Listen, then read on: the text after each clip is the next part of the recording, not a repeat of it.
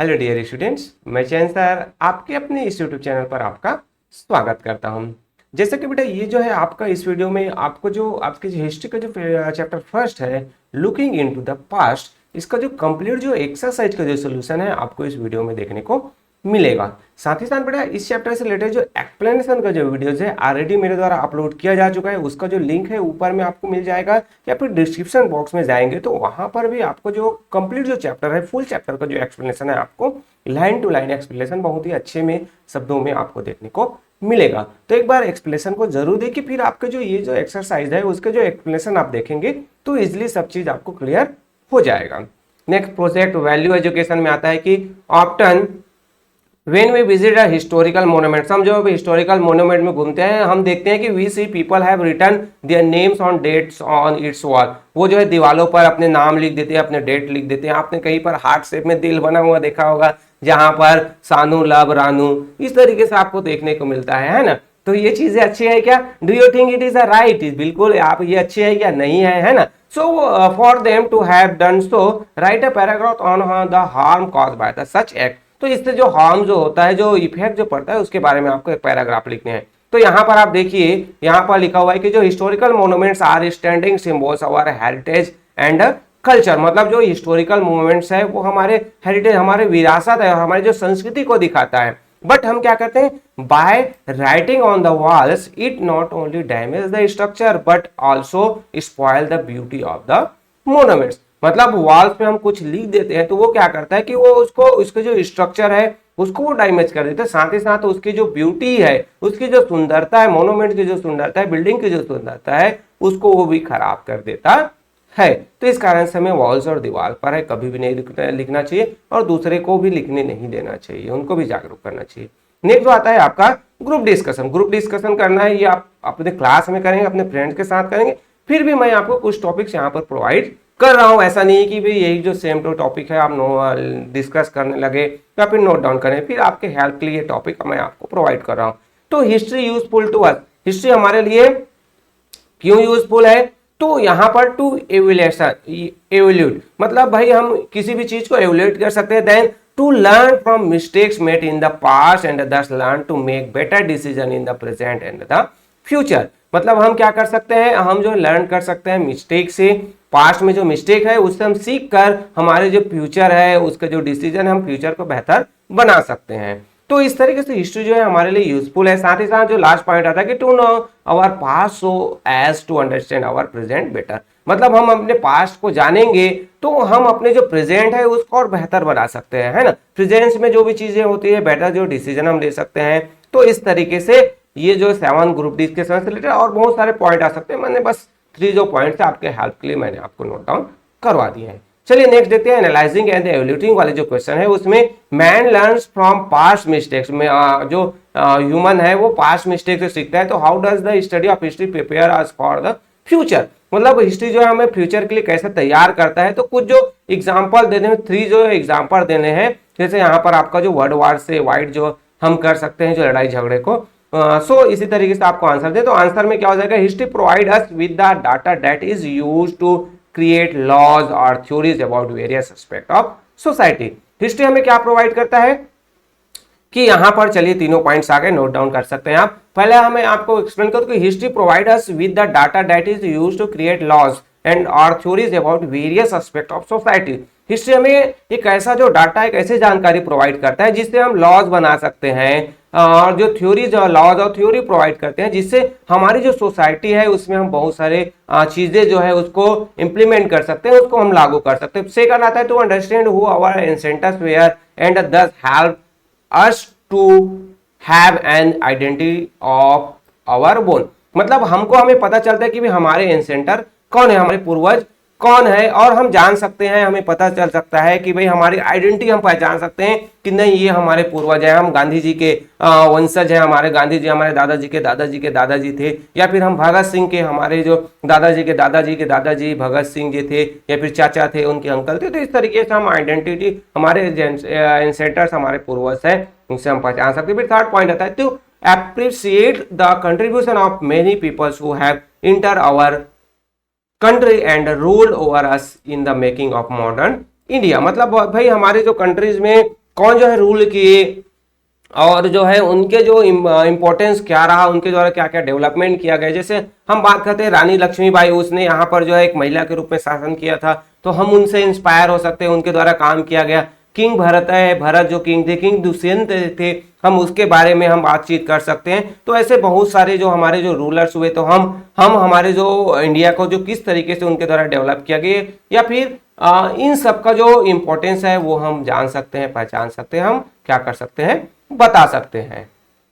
चलिए next question हम देखते हैं। आपका 9th नंबर का आता है short answer question. Short answer question में आपको देखने को मिलेगा कि mention any two important source of history. History का जो कुछ जो इंपॉर्टेंट जो सोर्स है, टू जो इंपॉर्टेंट सोर्स है उसको लिखना है। तो two important source of history are coins and monuments. यहाँ पर जो क्वाइंस होता है वो हमें हेल्प करता है, मोनूमेंट्स है वो हमें हेल्प करता है, या फिर हम यहाँ पर सील भी नोट डाउन कर सकते हैं, है ना। यहाँ पर हम पॉटरी भी नोट डाउन कर सकते हैं, इंस्क्रिप्शन नोट डाउन कर सकते हैं, बहुत सारे हैं। बस यहाँ पर टू पूछा गया है, तो मैंने आपको क्वाइंस एंड मोनूमेंट्स कर दिए। आपके मोनूमेंट्स की जगह आप सील भी नोट डाउन कर सकते हैं, और या फिर और मैंने ऑप्शन आपको बता दिए। नेक्स्ट जो आता है आपका बी नंबर का, what is the difference between an archaeologist and a historians. Archaeologist और हिस्टोरियन में क्या डिफरेंसेस है।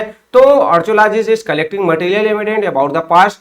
यहाँ पर दो हो गया कि जो आर्कियोलॉजिस्ट है वो मटेरियल जो है पास्ट से रिलेटेड जो मटेरियल है उसको कलेक्ट करता है, और जो हिस्टोरियंस होता है, historians study the past with the help of evidence that has been gathered by the archaeologist. मतलब हिस्टोरियन क्या करते हैं कि जो आर्कियोलॉजिस्ट हैं उनके द्वारा जो कलेक्ट किए गए जो एविडेंस है उनको वो स्टडीज करते हैं। कौन? हिस्टोरियंस। और आर्कियोलॉजिस्ट है वो मटेरियल को कलेक्ट करते हैं, पास से रिलेटेड जो एविडेंस है मटेरियल है उनको कलेक्ट करते हैं। तो दोनों में जो है बेसिक डिफरेंसेस है, इसको आप नोट डाउन कर सकते हैं। चलिए बेटा नेक्स्ट जो है क्वेश्चन आपका सी नंबर का, right a short note on the dating system. Dating system से रिलेटेड आपको शॉर्ट नोट करने हैं। आंसर आपका आ जाएगा कि यहां पर आप देख सकते हैं कि AD and BC are dating system use to understand the past. हम एडी और बीसी का यूज करते हैं। The full form of AD is anno domini, है ना। एडी का जो है अन्ना डोमिनी है, और आपके जो बीसी का फुल फॉर्म होता है बिफोर क्राइस्ट। यहाँ पर हम जो है यहाँ पर जीसस जो क्राइस्ट है उसका बर्थ हो गया था, यहाँ पर नहीं हुआ था। सो नाउ डे अभी के दौर में हम जो देखें बीसी यूज किया जाता है किसकी जगह पर, बीसी की जगह पर, और सी यूज किया जाता है किसकी जगह पर, एडी की जगह पर। Nowadays BC is used in place of BC and C is used in place of AD. तो ये आपके जो सी का जो है डेटिंग सिस्टम पे शॉर्ट नोट आपके मैंने आपको नोट डाउन करवा दिए है। तो होपफुली बेटा ये जो वीडियो है आपके लिए क्या हो रहा होगा, हेल्पफुल हो रहा होगा। अगर वीडियो हेल्पफुल हो रहा है तो आपको क्या करना है, वीडियो को लाइक कर देना है ना, और चैनल को अभी तक आपने सब्सक्राइब नहीं कर दिया तो सब्सक्राइब जरूर कर दीजिए, क्योंकि यहाँ पर आपको इसी तरीके से आपको जितने भी चैप्टर है उनके जो एक्सप्लेनेशन है और हेल्पिंग वीडियो मिलते रहेंगे। नेक्स्ट आता है आपका, what do you understand by material evidence. Material evidence से आप क्या समझते हैं। तो यहां पर आंसर हो जाएगा the object found at execution site are known as a material evidence. मतलब जो आपके जो एग्जीक्यूशन मतलब जहां पर खुदाई हो रहा है वहां पर जो कोई भी जो मटेरियल जो एविडेंस जो मिले हुए इसे हम मटेरियल एविडेंस के रूप में जानते हैं। नेक्स्ट आपका था ई नंबर का, what do we mean when we say that a script has been disappeared. Script जो डिसअपीयर होता है उसका मतलब हम क्या समझते हैं। So the process of learning in order to understand the alphabets, words and meaning of unknown scripts is called disappearment। मतलब यहाँ पर होगा कि क्या प्रोसेस है, प्रोसेसिंग है जिसको हम अंडरस्टैंड करते हैं, जो अल्फाबेट्स होते हैं, वर्ड्स होते हैं, उसका जो मीनिंग्स होता है, स्क्रिप्ट्स जो है, तो उसको जो पढ़ने कोई भी पढ़ लेता है जो हिस्टोरियंस है, तब उसको हम या फिर जो हमारे आर्कियोलॉजिस्ट हैं उसको स्टडी कर लेते हैं, समझ जाते हैं, तब उसको हम डिसअपीयरमेंट के रूप में जानते हैं, है ना। तो ये इस तरीके से ई नंबर का आंसर हुआ। नेक्स्ट आपको देखने को मिलेगा आपका लॉन्ग आंसर क्वेश्चंस आते हैं।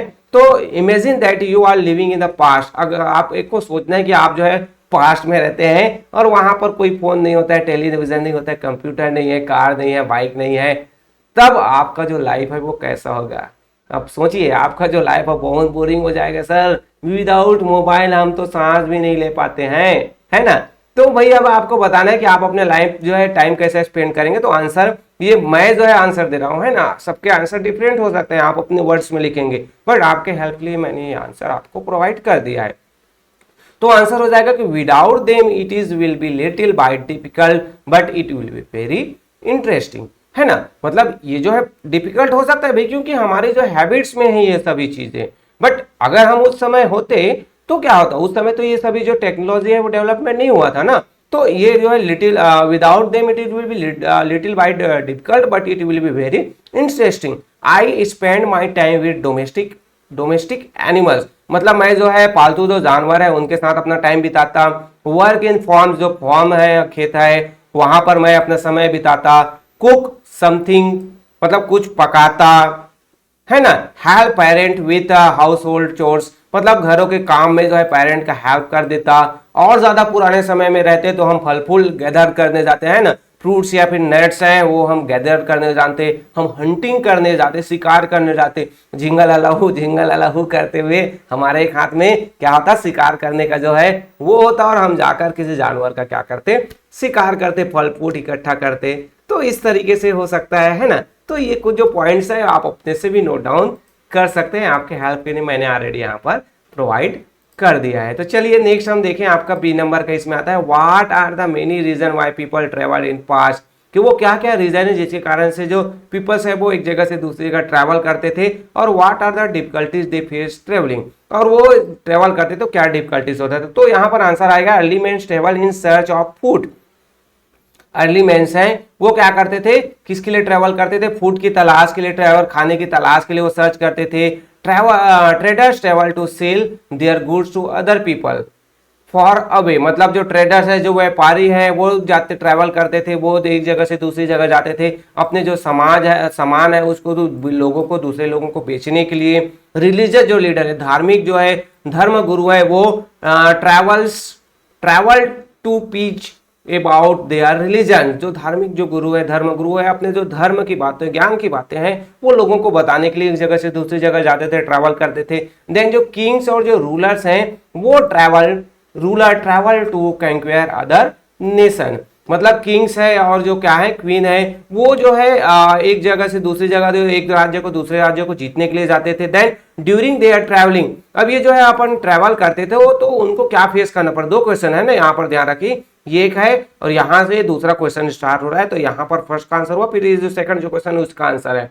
तो ये जो during their travelling they did not have much protection from the sun और रेन, मतलब वो ट्रैवल करते थे तो उनको क्या डिफिकल्टीज फेस करनी पड़ती थी। तो ट्रैवलिंग करते थे उसके प्रोटेक्शन के लिए, न तो सन के प्रोटेक्शन के लिए था, न रैन के प्रोटेक्शन के लिए, कुछ चीजें नहीं होती थी। They did not have hostel to stay, जो उनके पास कोई होटल्स नहीं होते थे, कोई हॉस्टल्स वगैरह नहीं होता था जहां पर वो जाकर रुक सके, है ना। जो जहां पर रात में रुकने के लिए उनकी जगह नहीं होता, stay in for the night, they had to brave to condition in order to travel, वो जो ट्रेवल कर रहे थे उनको ब्रेव होना पड़ता था, उनको अपने आप को मजबूत करना पड़ता था ताकि वो जो है बेहतर तरीके से रहे और इन सब कंडीशंस को वो सामना कर सके। अगर कुछ बच्चों को क्वेश्चन के जो आंसर है वो लॉन्ग लगते हैं, है ना, लगते हैं बहुत सारे बच्चों को, कई कमेंट्स जो आते हैं मेरे को लगता है कि मैंने बहुत ज्यादा आंसर दे दिए, उनको लगता है। तो बेटा आप अपने जो है माइंड का यूज कीजिएगा और कुछ पॉइंट आप कट कर सकते हैं, जैसे आप यहाँ तक लिख सकते हैं, है ना,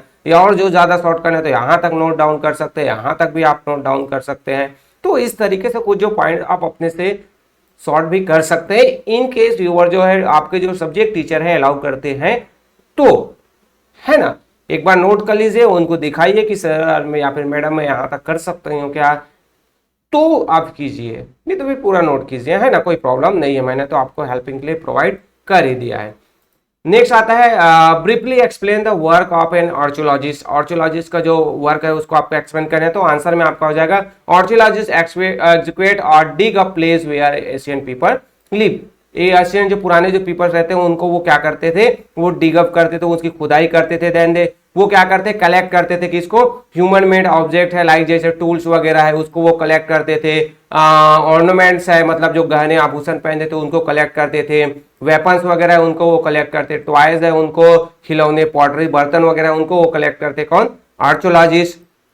then they study this object known as the artefacts, मतलब वो इस ऑब्जेक्ट को क्या करते हैं, स्टडी करते हैं, जिसे हम आर्ट फैक्ट्स के रूप में जानते हैं, that provide vital clues on the life style of the people of the past. तो ये हमें वाइटल क्लूज मतलब वाइटल जो इंफॉर्मेशन, बहुत ही इंपॉर्टेंट जो जानकारी है उस टाइम पीरियड के जो पास्ट के जो लोग हैं उनके जो लाइफ स्टाइल, उनका जो रहन सहन है, उसका जो जीवन है उसके बारे में हमें बहुत ज़्यादा इंफॉर्मेशन प्रोवाइड करता है।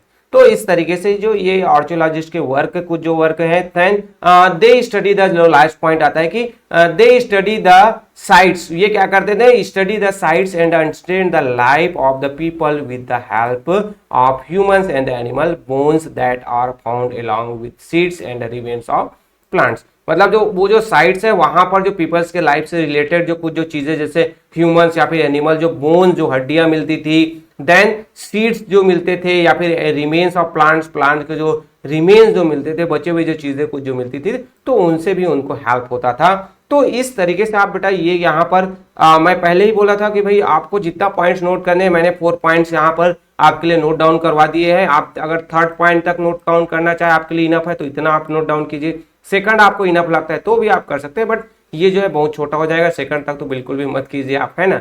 आपको कहाँ तक, कम से कम 3rd पॉइंट तक आपको करना ही है ना। आपके टीचर्स अलाउ करते हैं तो आप उतना कीजिए, या नहीं तो फिर ये पूरा पॉइंट थोड़ा सा लॉन्ग आंसर है, डिटेल वाला है, तो उसके अकॉर्डिंग, मार्क्स के अकॉर्डिंग तो आपको पॉइंट भी नोट डाउन करने पड़ेंगे।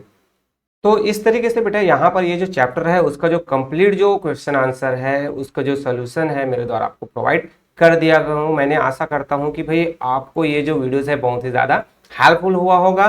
तो अगर वीडियो हेल्पफुल है तो आपको क्या करना है, वीडियो को लाइक करना है, अपने दोस्तों के साथ, क्लास फ्रेंड है उनके साथ भी शेयर कीजिए।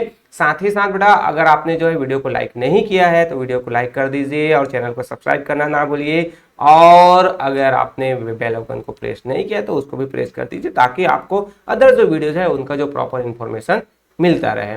सो ओके बेटा, मिलते हैं अगले चैप्टर के आपके एक्सप्लेनेशन साथ ही साथ सोल्यूशन के साथ। तो ओके, थैंक यू।